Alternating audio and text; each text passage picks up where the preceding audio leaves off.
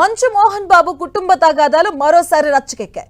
గతంలో జరిగిన కుటుంబ తగాదా వ్యవహారాలు సద్దుమణిగా ఆయన భావిస్తున్న తరుణంలో తాజాగా మంచు మనోజ్ రంగారెడ్డి జిల్లా జల్పల్లిలోని నివాసానికి రావడంతో మరోసారి మంచు ఫ్యామిలీ మధ్య వార్ నెలకొంది.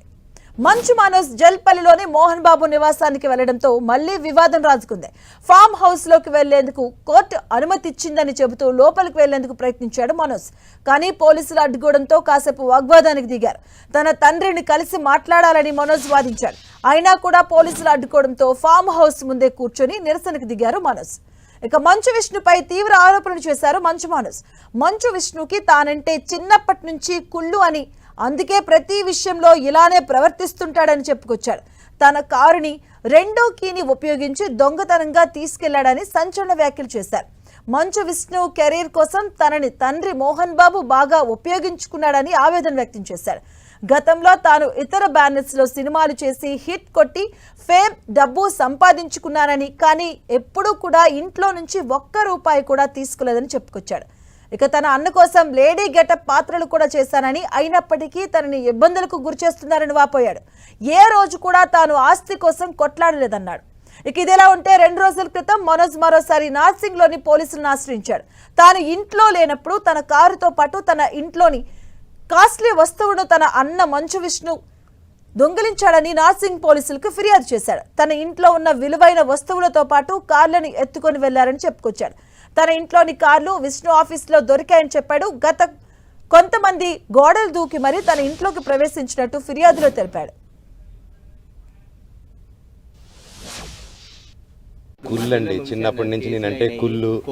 నా జుట్టు విష్ణు చేతికి వెళ్ళాలి, నా జుట్టు వాడు మనోజ్ జుట్టు నా చేతికి కావాలి నాయన అంటే, సరే బిడ్డ వాడి జుట్టు నీకు ఇస్తారని మాటిచ్చారు. అంతకు మించి నేను అది ఇవ్వట్లేదు. క్యాంపస్ అడిగాను, చేసే మనీ స్విండలింగ్ గురించి అడిగాను, ఆ డబ్బు విష్ణు చేసే దొంగతనాల గురించి అడిగాను, పిల్లల దగ్గర దోచుకునే దాని గురించి అడిగాను, లోకల్ ప్రజలను దోచుకునేది అడిగాను, ప్రూఫ్లు హ్యాండ్ ఓవర్ చేశాను, అన్నీ చేస్తున్నాను. ఇదే అంశానికి సంబంధించిన పూర్తి డీటెయిల్స్ మా కరెస్పాండెంట్ సునీల్ మరిన్ని వివరాలు అందిస్తారు. సునీల్,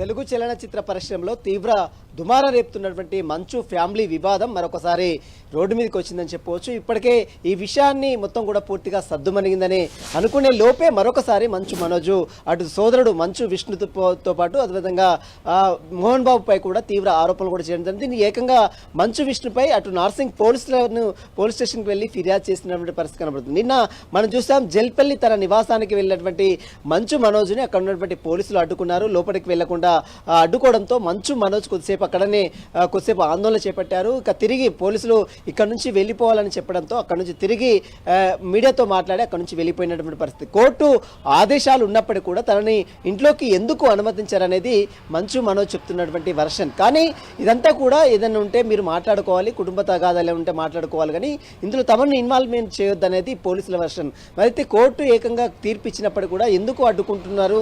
ఇప్పటివరకు గతంలో పెట్టినటువంటి కేసులు ఏ ఒక్క కేసులో కూడా ఇప్పటివరకు అయితే ఛార్జ్షీట్ దాఖలు చేయరు. ఎందుకు ఛార్జ్షీట్ దాఖలు చేయరు? విష్ణు కోసం తన కెరియర్ని, తన ఫ్యూచర్ని మొత్తం కూడా పణంగా పెట్టాను, మొత్తం కూడా తనని పూర్తిగా వాడుకొని ఇప్పుడు మొత్తం కూడా తనని రోడ్డు మీద వేసే ప్రయత్నం అటు తన తండ్రి మోహన్ బాబుతో పాటు తన సోదరుడు విష్ణు చేస్తున్నారనేది మంచు మనోజ్ చెప్తున్నటువంటి వర్షన్. మరి ఈ దీంట్లో మరి రాష్ట్ర ప్రభుత్వం ముఖ్యమంత్రి కావచ్చు, ఉప ముఖ్యమంత్రి కూడా స్పందించి తనకు న్యాయం చేయాలని కూడా నిన్న మంచు మనోజ్ చెప్తున్నారు. మరోవైపు కోర్టు ఇచ్చినటువంటి ఆదేశాలకు మొత్తం భిన్నంగా అటు పోలీసులు వ్యవహరిస్తున్నారు. మరోవైపు ఇంట్లోకి రాకుండా వారు అడ్డుకుంటున్నారు, మరోవైపు తలుపులు వేస్తున్నారని మంచు మనోజ్ చెప్తున్నారు. ఖచ్చితంగా దీనిపై కోర్టు ధిక్కరణ పిటిషన్ కూడా త్వరలోనే దాఖలు చేస్తామని మనం చెప్తున్నారు. మరోవైపు అటు వేరే రంగారెడ్డి కోర్టులో కూడా తప్పుదోవ పట్టించే విధంగా మోహన్ బాబు ఇంజక్షన్ ఆర్డర్ తెచ్చుకున్నాడు. మొత్తం ఫేక్ డాక్యుమెంట్స్, ఫేక్ ఎవిడెన్స్ సృష్టించి తనకు అనుకూలంగా ఆర్డర్ తెచ్చుకున్న నేపథ్యంలో తనకు సంబంధించిన పూర్తి ఎవిడెన్స్ కోర్టుకు సమర్పించాను. ఈ నేపథ్యంలో కోర్టు తన తండ్రికి ఇచ్చినటువంటి ఆర్డర్ను కూడా కొట్టివేసిందంటూ కూడా నిన్న మనోజ్ మీడియాతో మాట్లాడిన పరిస్థితి పడుతుంది. మొత్తం మీద ఈ వివాదం మరి చినికి గాలివైన నేపథ్యంలో ఇప్పట్లో ఈ వివాదం సద్దుమణుగుతుందా లేదా?